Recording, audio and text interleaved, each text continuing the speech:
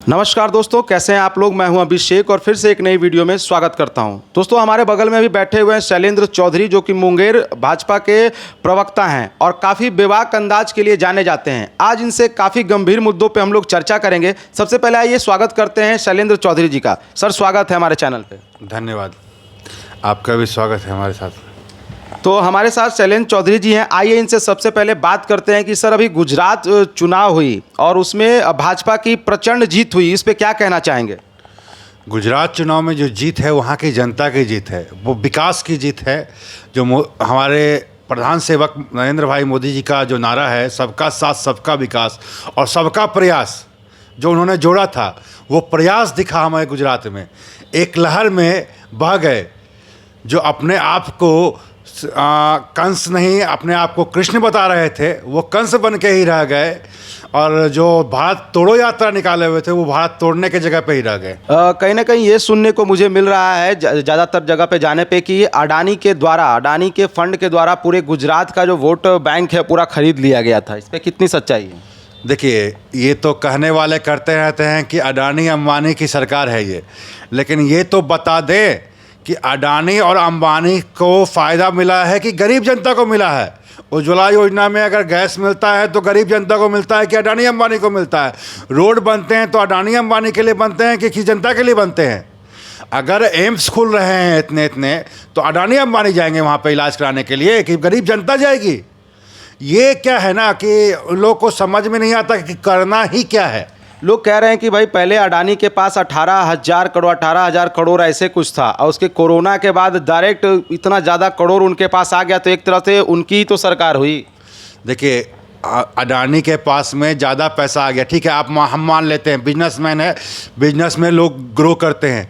आज ले लीजिए बाहर के बिजनेसमैन को। एलोन मस्क ने क्या किया, ट्विटर खरीदा, वो सारा चीज़ किया, लेकिन बहुत सारी कंपनियां बढ़ती है जो कमाती है। तो और बात रही गुजरात की, तो राजस्थान में उसी अडानी से कांग्रेस की सरकार पैसा देके 700-800 करोड़ का प्रोजेक्ट करवाती है। वहाँ पे नहीं लगता उनको कि पैसा आ रहा है उनके पास में। जहाँ पे भाजपा की सरकार नहीं है, वहाँ पे भ्रष्टाचार की सरकार है। बिल्कुल भ्रष्टाचार की सरकार चल रही है। आप देखिए ना कौन से काम हो रहे हैं। आप राजस्थान में चले, मैं राजस्थान में गया था 3 महीने के काम के लिए। 300 साल पुराना मंदिर तोड़ दिया, लेकिन नगर निगम ने तुष्टीकरण के कारण एक मुस्लिम का गैरेज रहने दिया, जबकि वो भी तुष्टीकरण के कारण वहाँ पे अतिक्रमण किया हुआ था। रोड सही से चलते नहीं है, पानी भर जाता है जयपुर में। बिहार में देख लीजिए, पटना, यही पटना में देख लीजिए ना, पटना में पानी भर जाता है। क्यों पानी भर जाएगा? क्यों नहीं गुजरात के किसी हिस्से में पानी भरता, जबकि वो तो समंदर के किनारे बसा पड़ा है। जहाँ पानी नहीं था, नरेंद्र भाई मोदी ने नर्मदा योजना के तहत पानी पहुँचाया। कच्छ की में कभी पानी की अभिलाषा नहीं थी किसी को। आज देखिए, सब लोग बहुत अच्छे से पानी का भी यूज हो रहा है, सारा चीज़ हो रहा है, खेती बाड़ी हो रही है। तो यही चीज़ ना, भ्रष्टाचार कहाँ होता है? जहाँ विकास नहीं होता वहाँ भ्रष्टाचार होता है, जहाँ विकास होता है वहाँ भ्रष्टाचार नहीं होता। मंदिर तोड़ने की आप बात किए तो मुझे एक सवाल याद आया कि अभी हाल फिलहाल में सुना जा रहा था कि जितने भी मंदिर हैं जो रजिस्टर्ड नहीं है उनको तोड़ दिया जाएगा। मस्जिदों में ऐसा कुछ नहीं होगा, इस पर क्या कहेंगे? देखिए, ये जो आप बयान बता रहे हैं ना, ये हमारे ही जो पलटू राम है, अभी कुछ दिन में भटकू राम बनने वाले हैं, जब कुर्नी की जनता ने बताया है, तो उनके ही एक कानून के मंत्री थे, जिनको कानून की का जो होता है ना, को भी नहीं आता है, तो वही जो है ना ऐसे बयान देते हैं। और तू क्या है, उनके जो समाज में चलन चला हुआ है, वो मुस्लिम है। मैं खुल के बोलता हूँ, मैं मुस्लिम है, तो मुस्लिमों के खिलाफ वो बोल नहीं सकते हैं, तो क्योंकि तुरंत फतवा निकल जाएगा। और हिंदुओं में क्या है, अब थोड़ी बहुत जागृति हुई है ना बिहार में, पूरी जागृति हुई नहीं है। जिस दिन पूरी जागृति हो जाएगी तो फिर नीतीश कुमार बोला ना कि पलटू राम से भटकू राम बन जाएंगे, तो ऐसे ऐसे मंत्री ना रोड पे दिखेंगे भी नहीं। अब मंदिर तोड़ने की हैसियत नहीं है इनकी, मंदिर तोड़ने की।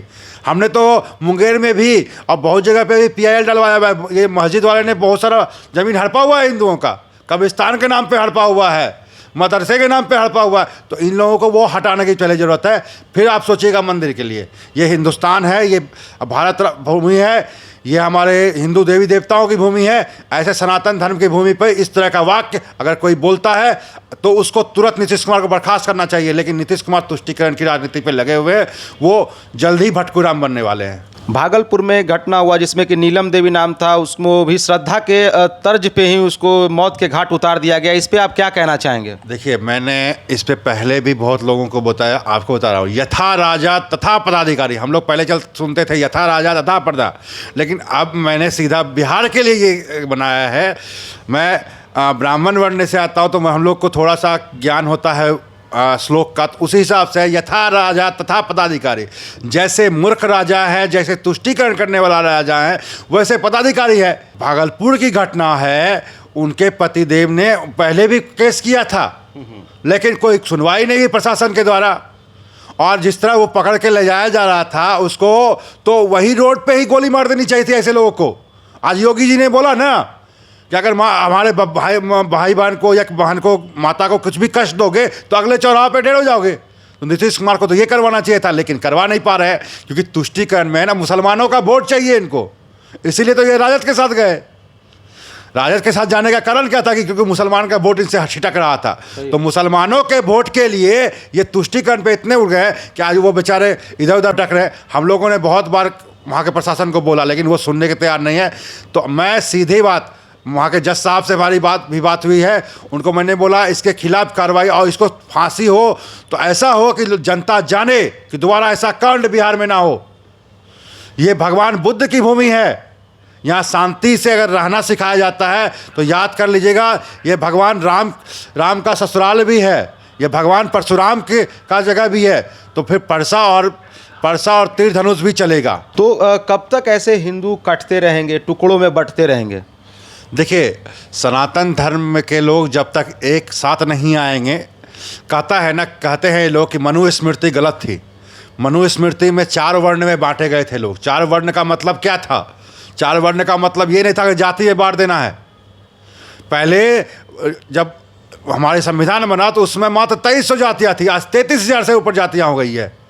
तो ये जातियों में जातियों में कौन बटे हैं? सिर्फ और सिर्फ सनातन समाज के लोग। वर्ण व्यवस्था ये थी कि जो चाहे वो ब्राह्मण हो, चाहे वो क्षत्रिय हो, चाहे वो वैश्य हो, चाहे वो क्षुद्र हो, क्षुद्र हो, क्योंकि वो अपने कर्मों पे जाने जाते थे। ये नहीं कि हम ब्राह्मण में पैदा हुए तो ब्राह्मण हो गए, हम क्षत्रिय में पैदा हुए क्षत्रिय। अभी देखिए, क्षत्रिय में यदुवंशी आ गए, राजपूत आ गए, कुर्मी हो गए, धानु का गए, लवकुश जो भी है, लवकुश की जो चल रही है वो तो क्षत्रिय ही है ना। उनको दलित महादलित में बांट दिया। ये नहीं कि निचले तबके के लोग हैं, दलित महादलित बोलेंगे लोग ये लोग। तो ऐसे लोग जब तक ऐसा होता रहेगा और समाज के लोग समझेंगे नहीं। अब धीरे धीरे समझना शुरू किया है लोगों ने, सनातन के समाज के लोग एकत्रित होना शुरू हुए हैं। कुर्नी में भी दिखा वैसा, तो अब पता चलेगा धीरे धीरे। मैंने बोला ना कि ये पलटू राम और भटकू राम बनने वाले हैं, इसी कारण से कि जैसे सनातन समाज एक पूर्ण रूपेण एक होगा, जैसे दामोदर भाई मोदी की सरकार आई हमारे केंद्र में, उसी तरह बिहार में भाजपा की सरकार आएगी और फिर ये जो घटनाएं हो रही है एक दिन में बंद होगी। दिल्ली जैसे शहरों में जेएनयू जैसा विश्वविद्यालय है और कहा जाता है कि नंबर 1 विश्वविद्यालय है, काफ़ी मशहूर विद्यालय है, लेकिन वहाँ पे दीवारों पे तरह तरह की टिप्पणियाँ लिखी जाती है और कोई भी एक्शन नहीं लिया जाता है। हाल फिलहाल में अभी भारत छोड़ो का लिखा गया। तो ये सब कब तक चलता रहेगा? जेएनयू में इस तरह का कुछ मापदंड आएगा या नहीं आएगा? देखिए, आपने सही बोला, जेएनयू पुराना प्रतिष्ठान है। हमारे भाजपा के बहुत सारे जो पदाधिकारी हैं, बहुत सारे लोग हैं वहाँ से पढ़ के आए हैं, लेकिन शिक्षा हमारी जो होती है ना, वो राष्ट्रवाद पे होती है। आप किसी विद्यालय में, किसी विश्वविद्यालय में जाते हैं पढ़ने के लिए तो शिक्षा लेने के लिए जाते हैं।